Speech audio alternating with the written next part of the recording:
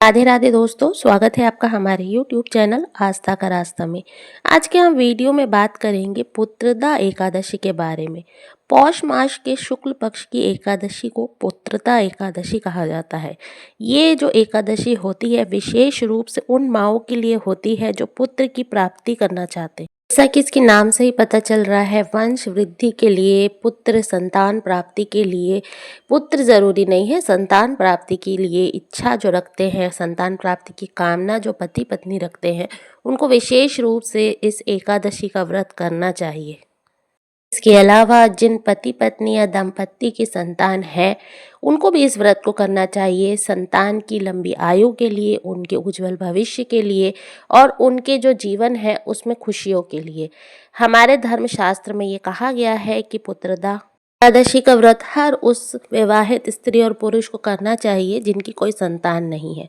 उसके अलावा अगर आप किसी भी कारणवश इस व्रत को नहीं कर पाते हैं, उन्हें भी विधि विधान से श्री हरि नारायण का या श्री कृष्ण का पूजन इस दिन जरूर करना चाहिए विधि विधान से।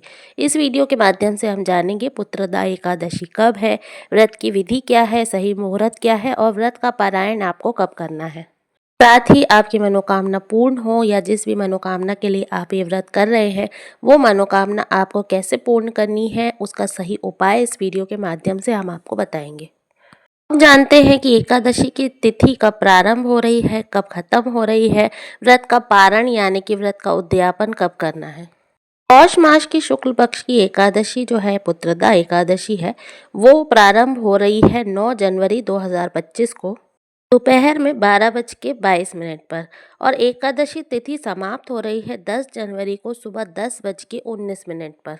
सूर्योदय तिथि के अनुसार एकादशी व्रत किया जाता है, तो हम 10 जनवरी 2025 को एकादशी का व्रत करेंगे। शुक्रवार के दिन ये व्रत रखा जाएगा। तो उस अनुसार ये शुक्रवारी एकादशी व्रत कहलाएगा, जो अपने आप में बहुत ही उत्तम और सर्वोत्तम योग बना रहा है, क्योंकि शुक्रवार का दिन माता लक्ष्मी का होता है और विष्णु जी को एकादशी अति प्रिय होती है। तो लक्ष्मी माता और श्री हरि नारायण की कृपा प्राप्त करने का ये बहुत ही सुनहरा अवसर है।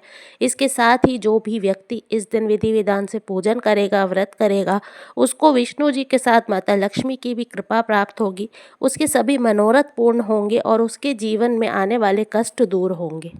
10 जनवरी को सूर्योदय का समय है सुबह 7:14 पर और सूर्यास्त का समय है शाम 5:54 पर।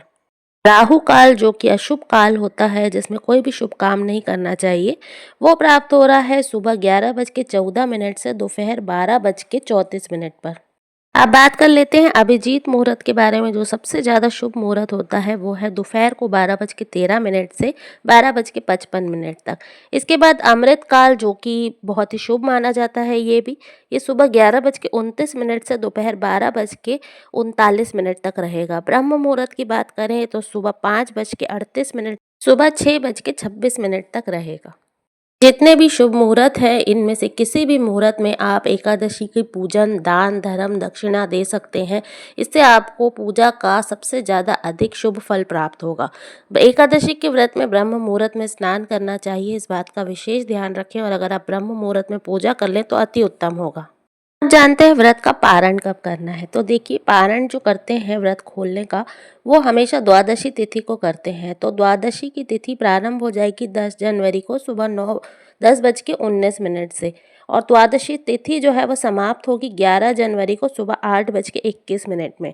तो आपको जो है अपने व्रत का पारण आपको सूर्योदय के बाद कर लेना है, मतलब कि सुबह 7:15 से 8:21 तक आपको अपने व्रत का पारण 11 जनवरी को कर लेना है। नहीं तो उसके बाद जो है वो त्रयोदशी तिथि स्टार्ट हो जाएगी, प्रारंभ हो जाएगी, तो उस टाइम पे जो है वो व्रत का पारण नहीं किया जाता। इस बात का विशेष जानते हैं एकादशी तिथि के जो व्रत है उसके बारे में। तो आपको जो दसवीं तिथि है उसमें से ही इसके कुछ नियम है जिसका पालन करना है। सबसे पहले तो आपको दसवीं तिथि में प्याज, लहसुन, मदिरा, मांस का सेवन बिल्कुल नहीं करना है। ब्रह्मचर्य का पालन करना है, इस बात का विशेष रूप से ध्यान रखें। सादा जो भोजन है वो आपको करना है। बैगन, मसूर की दाल, गोभी, गाजर, इन सब का सेवन नहीं करना है। बिल्कुल सादगी से आपको रखना है ये व्रत। और दशमी की जो तिथि है, रात्रि से ही आपको इस व्रत का जो है ध्यान रखना है। कुछ खाना नहीं है एकादशी से पहले। शास्त्रों के अनुसार किसी पवित्र नदी में स्नान करने का बहुत महत्व होता है, गंगा स्नान का बहुत महत्व होता है एकादशी में। लेकिन अगर आप ऐसा नहीं कर सकते हैं तो घर में ही जो आपका पानी है, नहाने का पानी है, उसमें थोड़ा-सा गंगा जल मिला के आप उसका स्नान करें और अपने ऊपर छींटे डालें गंगा जल के, तो ये स्नान भी गंगा स्नान के बराबर ही हो जाता है। तो स्नान करने के बाद सबसे पहले आपको सूर्य देव की पूजा करनी है, सूर्य देव को जल चढ़ाना है। उसके बाद अपने घर का जो पूजा घर है, पूजा का मंदिर है, वहाँ पे विष्णु जी के सामने शुद्ध घी का दीपक जलाना है और दीपक जलाने के बाद आपको हाथ जोड़ के वहीं पे बैठ के बाद हाथों में पुष्प लीजिए, थोड़े से चावल लीजिए, खड़े चावल लीजिए और भगवान के सामने संकल्प कीजिए कि आप पुत्रदा एकादशी का ये व्रत आज कर रहे हैं। इस व्रत को आप निर्विघ्न संपन्न करें भगवान। इस व्रत में कोई भी विघ्न ना आए और इस व्रत का संपूर्ण फल आपको मिले, ऐसी प्रार्थना आप करिए। उसके बाद आपके हाथ में जो भी सामग्री है वो विष्णु जी के चरणों में वहीं पे चढ़ा दीजिए। उसके बाद आप जो है गणेश जी से प्रार्थना कीजिए, गणेश जी को दूबा और फूल चढ़ाइए और उनसे प्रार्थना कीजिए कि आपके इस व्रत में कोई भी विघ्न ना आए, क्योंकि गणेश जी जो हैं वो विघ्नहरण हैं। उसके बाद यदि आपके पास विष्णु जी की कोई प्रतिमा है या विष्णु जी के स्वरूप जो भी हैं, कृष्ण जी हैं, लड्डू गोपाल हैं, जो भी हैं, उनका अभिषेक करें चरणामृत से।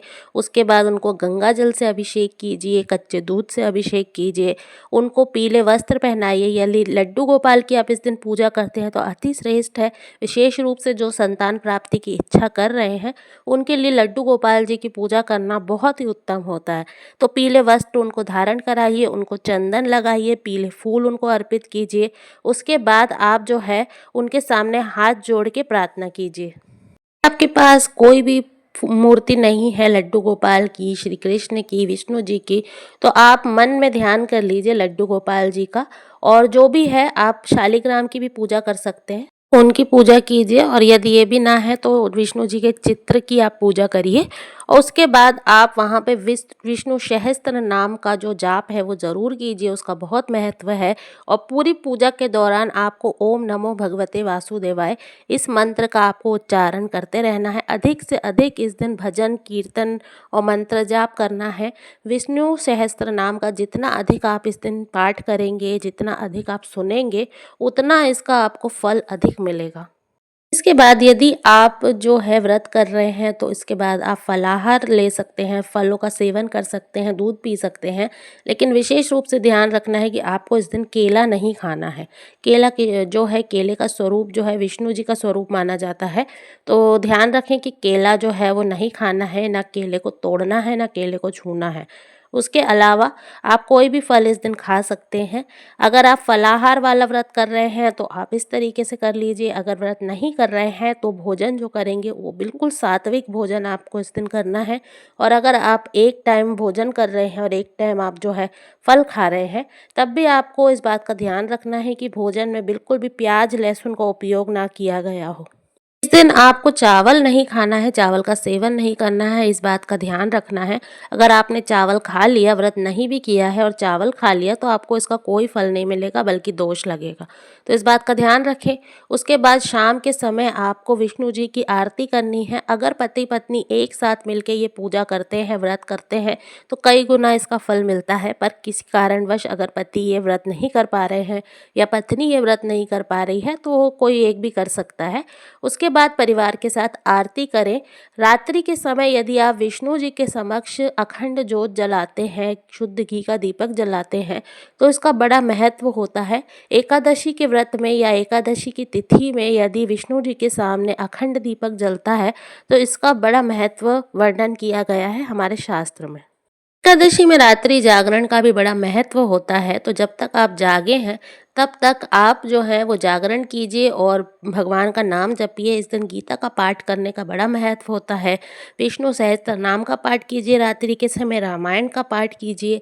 इन सब का बड़ा महत्व है। अगर आप रात भर नहीं जाग सकते तो जब तक जागे हैं तब तक आप भगवान का नाम लीजिए और किसी न किसी पाठ का आप जाप करते रहिए और इस तरीके से इस व्रत को करिए। एकादशी व्रत का जो पारण है वो द्वादशी तिथि को किया जाता है। तो इस दिन सुबह जल्दी उठ जाइए, जल्दी स्नान कर लीजिए, सूर्य देव को जल चढ़ाइए, उसके बाद अपने घर में दीपक जलाइए, विष्णु जी के सामने दीपक जलाइए, उनको फूल, दीप, धूप सब अर्पित कीजिए और भोग ज़रूर लगाएं। एकादशी के व्रत में भी भोग का बहुत महत्व है, तो आप भोग ज़रूर लगाएं। फल का लगा सकते हैं, मिठाइयों का लगा सकते हैं, खीर का लगा सकते हैं, लेकिन खीर जो है वो चावल की नहीं होनी चाहिए, इस बात का ध्यान रखें। हलवा बना सकते हैं, कुछ भी चीज़ का आप भोग लगाएं, पर भोग ज़रूर लगाएं, विष्णु जी को बहुत पसंद आता है। उसके बाद आप द्वादशी तिथि के दिन अपने व्रत का जो है वो पारण कीजिए। द्वादशी तिथि में आप व्रत का पारण करने से पहले कुछ भी कोई भी चीज़ जो है वो भगवान को भोग स्वरूप चढ़ाइए बनाकर, और उसके बाद उसको प्रसाद स्वरूप ग्रहण करिए और उसी से आप अपने व्रत का पारण करें। एकादशी तिथि में ब्राह्मण भोग का बहुत महत्व होता है। तो विधान तो ये है कि आप द्वादशी में पहले ब्राह्मण को घर बुलाइए, उनको भोग लगाइए, उनको भी भोजन कराइए, उसके बाद अपना जो व्रत है उसको खोलें। लेकिन अगर आप किसी कारणवश ब्राह्मण को नहीं बुला सकते, तो आप क्या करें कि थोड़ा सा सूखा अनाज जो है वो निकाल के पहले अलग रख दें, उसमें थोड़ी सी दक्षिणा रख दें ब्राह्मण के नाम से, और बाद में जब भी आप मंदिर जाएं या किसी भी ब्राह्मण से मिले, पंडित जी से मिले, उनको वो दे दें। तो ये भी एक तरीका होता है। तो द्वादशी तिथि को विधि विधान से अपने व्रत का पारण करें। तो ये थी 10वीं से लेकर द्वादशी तक की संपूर्ण पूजा विधि। अगर आप संपूर्ण पूजा विधि तरीके से करते हैं, विधि विधान से करते हैं, तो यकीनन आपको इस व्रत का संपूर्ण फल मिलेगा। जो संतान प्राप्ति करना चाहते हैं, जो दंपति जो हैं वो प्राप्ति चाहते हैं संतान की, उनको जरूर संतान की प्राप्ति होगी। व्रत के नियमों का पालन करें और पूरी निष्ठा के साथ, पूरे विश्वास के साथ इस व्रत को करें।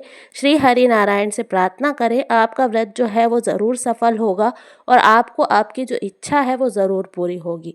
तो ये थी एकादशी व्रत की संपूर्ण जानकारी, पूजा विधि और पूजा के मुहूर्त। उम्मीद है आपको ये जानकारी पसंद आई होगी।